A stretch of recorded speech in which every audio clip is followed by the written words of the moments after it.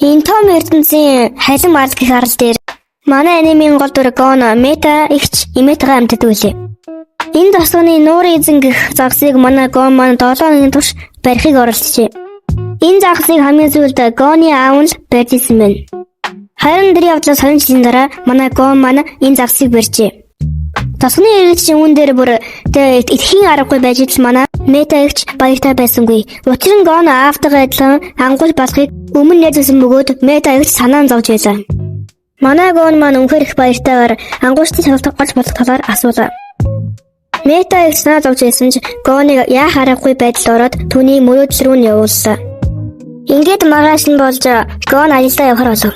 Тосны хүмүүс гэсэн Гоныг үдэж өгцгөө. Ингээд 12 настай Гоны адал явдал юу болохоос Fuck you and you and you. I hate your friends and they hate me too. I'm through.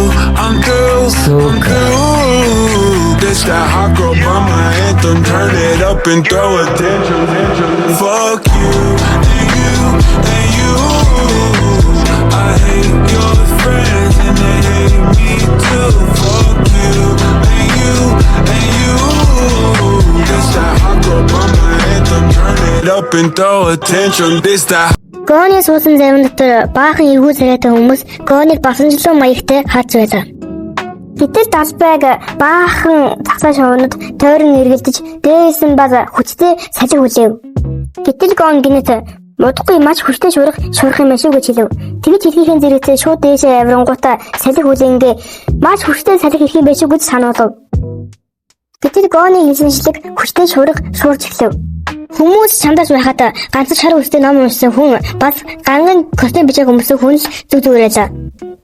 Гэтэл Гон энэ гураас бос хүмүүс бүгд дотор мохоо өргөж газар хөвцсгэлээ. Гэтэл хөлөгний Ахмад тэг гурийн анзаарангуудаа шууд өрөөндөө дуудлаа. Тэгээд Ахмад энэ гураас юм асуув. Та өрөө яагаад ангууч цагийг өрөөдсөн бэ гэж асуутал Гон би аав шиг 10 цагийг хүссэн. Харин нөгөө хоёр хүнийг би танилцуулдаг. Энэ костюм бичээхтэйг Лорио гэдэг. Энийг бүгдээрээ Джентльмен гэнээр өгчээ.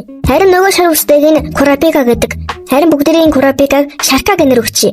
Шарка өөрийн Курото овгийн ганц амьд үлдсэн хүн юм билээ. Гэтэл манай Джентльмен таньж мэдхгүй хүнд нууцаа хийхгүйгээд бөө юм болов. Манай Шарка тэгээд хороо хэлтэл манай Джентльмен уурсанд олоод энэ хоёр хоорондоо мууцлаж сүулдэ бүр тулдгаар болов. Хар шуурган тэр хоёр зэсгээ гаргаж юугүй тулдах гэж байлаа. Гэтэл юугүй далайн эргүүлэг болж бүгдээрээ оосноос барьж бөөж юм болж идэв. Бүгд л тэмтэж байхад нэг л хүн энэ адгүй бүжиг амьтныг Кацуя гэдэг танилцуулахаа мартчих. Тавцангаа шидэгдэж ус руу унах гэж байл. Харин манай тулгадсан хоёр хүн Кацуяг аврахаар өсөлсгөлээ. Гэвч гар нь хүрсэнгүй. Гэтэл манай Гон шууд яваад очлоо. Гарнаас нь бартал манай хоёр гэсэн Гоны хөлөөс барьлаа. Гэтэл манай Ахмад энэ гурыг шалгалтанд тэнцлээ гэж хэлв. Гайхаж байгаа хүн байвал манай Ахмад хүмүүсийг ажиглаж шалгалтын хороонд нүдэгдэх хүн юм билээ л дээ. Манай эд маань Доли Бонд гэх арал дээр ирж уулын цагуур асгаж байв. Гэтэл замд нэг ч хүн байсангүй. Гэтэл гэнэт цагаан нөмрөхтэй хүмүүс гал ирэнгүүтээ голдон нэг эмээ байж байлаа. Гэтэл нөгөө эмээ чинь шууд л сэтгэл төвшин хоёр сонголттой таавар гэж ойрлоо. Гэтэл манай гурыг дагаж ирсэн нэг хүн шууд л эмээний асуултанд хариулахаар болов. Эмгэн ингэж асуув. Зүтгэрүүд чиний ээж болон хайртай бүсгүүч нь барьцаалсан. Чи алийг нь аврах вэ гэж асуув. Гэтэл манай залуу маш өөртөө итгэлтэйгээр ээжигээ гэж хэллээ. Учир нь ээжийг дахиж олох боломжгүй. Харин найз охин мохиныг бол хангаас болоод авчих гэж хэллээ. Гэтэл эмгэн түүнийг явж олон гэж явуулчихдаг. Харин манай Джеймэн уурлаад энэ чинь зөв хариулт гэж алга гэж уурлав. Гэтэл эмгэн дахиад л асуултаа асууж эхлэв. Чиний хүү чиний охиныг дахиад л барьцаалжээ. Чи алийг нь аврах вэ гэж асуув. Гэтэл манай залуу манай уураа барьж хэлгүй цаана байгаа савааг барингуудаа дайрч эхлэв. Манай Джеймэн манай уураа барьж хэлгүй очоо захих гэсэн боловч манай Шарка хамгаалаад тайвшруулв. Гэтэл Шарка энэ чимээгүй байх нь зөв хариулт юм гэж хэллээ. Тэгээд дараагийн замыг зааж өгв. Нөгөө хүн маань аль хэдийнэ ангуучийн хувьд замналаа орхисон. Эмгэн буруу зам зааж өгсөн бөгөөд тэгээ манай гурав маань дараагийн аялдаа гарна. Манай эд маань явсаар хагаад модон байшингийн тэнд очив.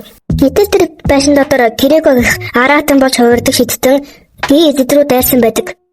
Манай джентльмен гэрийн эзнийг аврахаар үлдэж манай хоёр маань нөгөө мангасын араас хөөлөө. Мангасыг Гоно тохиороо зохиод автлаа. Бацаасан охиныг манай Курапика бариад авдаг. Нөгөө охин чинь Шарката баярсан сэтгэлээ илэрхийлж явахт нь гарын дээр шивээсэлээ. Тэгэд байж л манай джентльмен хүрээд ирдэг. Гэрийн эзэн одоо аюулгүй. Тэр одоо унтж байгаа гэхдээ шууд зохиод авдаг.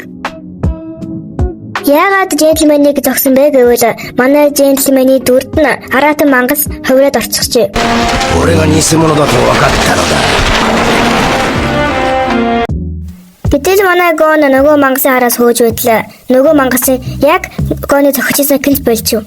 Учир нь Гоно чи миний зогсон мангас биш үү ингээдлээ. Гэтэл нөгөө мангас нь чи намайг өөр гэж яаж мэдвэ гэнэ. Энэ нь шалгуултын нэг хэсэг байсан бөгөөд энэ гур маань шалгалтанд тэнцсэн. Энэ гурыг цаашид ямар адал явдал хүлээж байгаа бол за тэгээд өнөөдөр бичлэг дууслаа. Энэ бичлэгийн дараагийн бичлэг би оруулах уугүй гэдгээ сайн шийдээгүй байна. Тэгээд таанаас хэрвээ таалагдах юм бол лайк дараарай, subscribe дараарай. Хэрвээ 100 лайк хүргэх юм бол би дараагийн эпизодоо хийцгээе. Тэгээд баярлалаа guys.